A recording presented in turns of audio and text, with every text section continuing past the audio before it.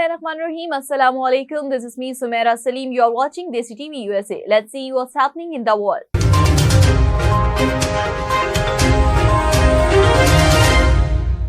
President Biden will deliver his first remark on a newly struck deal between Joe Manchin and Chuck Schumer on a tax, health and climate reconciliation bill. Called the Inflation Reduction Act of 2022. Some of you will see a lot of similarities between the beginning of the Build Back Better initiative. It's not all of it, but we've moved a long way.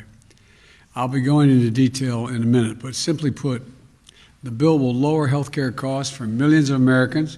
It will be the most important investment, not hyperbole, the most important investment we've ever made in our energy security and developing cost savings and job-creating clean energy solutions for the future. It's a big deal. Also, for the first time in a long time, began to restore fairness to the tax code, by making the largest corporations in America pay their fair share without any new taxes on people making under $400,000 a year. Experts, even some experts who have criticized my administration in the past, agree that this bill will reduce inflationary pressures on the economy. This bill will, in fact, reduce inflationary pressure on the economy. It's a bill that will cut your cost of living and reduce inflation and it lowers the deficit. It strengthens our economy in the long run as well. This bill has won the support of climate leaders like former Vice President Al Gore, who said the bill is, quote, long overdue and a necessary step to ensure the United States takes decisive action on the climate crisis that helps our economy and provides leadership for the world by example. Inflation hawks like former Secretary of Treasury Larry Summers said, quote, this bill is fighting inflation. Let me say, this bill is fighting inflation.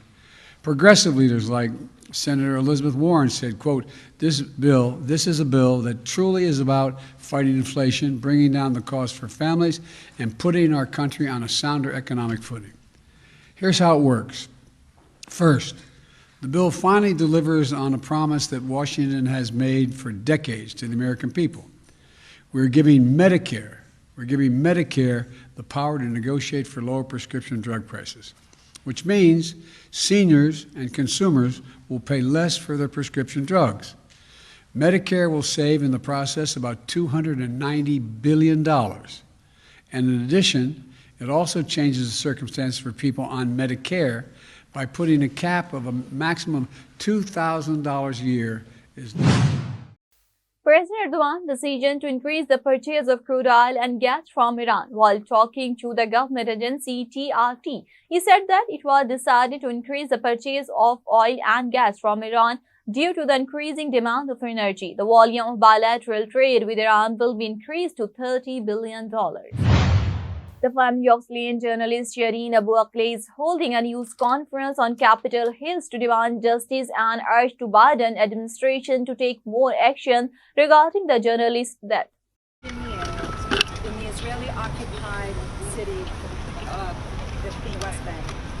She was there to cover Israel's invasion of the city. There is an investigation into Shireen's killing that leads to accountability. Any family of a U.S. citizen who is killed abroad expects their government to put its resources behind an investigation. This is the very least the Biden administration must do. They cannot rely on Israel's word. War criminals cannot investigate their own crimes. Too many Palestinian families suffer by providing Shireen and her family and all of our fellow Americans the answers about what happened that day. That is what she was trying to tell us through her journalism, what was happening. With investigating war crimes against U.S. citizens. The president should also meet with Shireen's family, and I urge him to do so while they are in Washington to directly hear from them. Shireen and her family deserve to be treated the same way that any other American would in this situation. An American journalist was killed abroad by a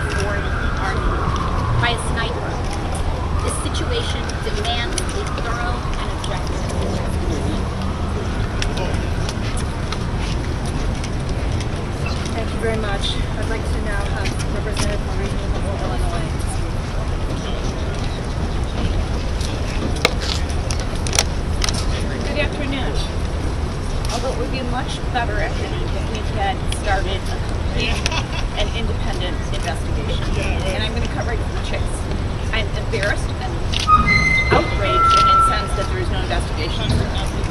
And I'm going to call the State Department out for dragging their feet. 100%. This should have been already initiated. This was an American journalist doing her job spectacularly in a very brave way. So I'm so sorry, and I'm embarrassed.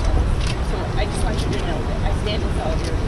And thank you to the groups IMEU and all the other groups that are pushing this. We should have been a lot further and faster at this point. But let me say this, as a representative that An Australian mountaineer has died after falling down an expedition to reach the peak of K2 located in Pakistan. According to Pakistani and Australian authorities, the adventurer died on the way back from K2. According to Pakistani authorities, the Australian climber was accompanied by another candidate climber who is still missing, and efforts to locate him are ongoing.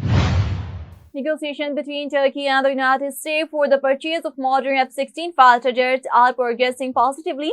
Turkish Foreign Minister Mevlut Cavusoglu said that some senator wants to block the deal, but American President Biden has asked President Erdogan to buy 40 F-16. The aircraft has been assured to be provided. The Q-League Executive Committee removed Chaudhry Shujat from the post of president. An emergency meeting of the Central Executive Committee of Q-League was held under the chairmanship of Senator Kamil Ali Agha, in which the decision regarding the party's affairs and the candidate for the Speaker of the Punjab Assembly was considered. In the meeting, Tariq Bashir Chima was also announced to be removed from the post of Secretary General Q-League. Q-League removed Chaudhry Shujat from the post of president. That's all for now. Keep watching DESI TV USA or log into our website desitvusa.com.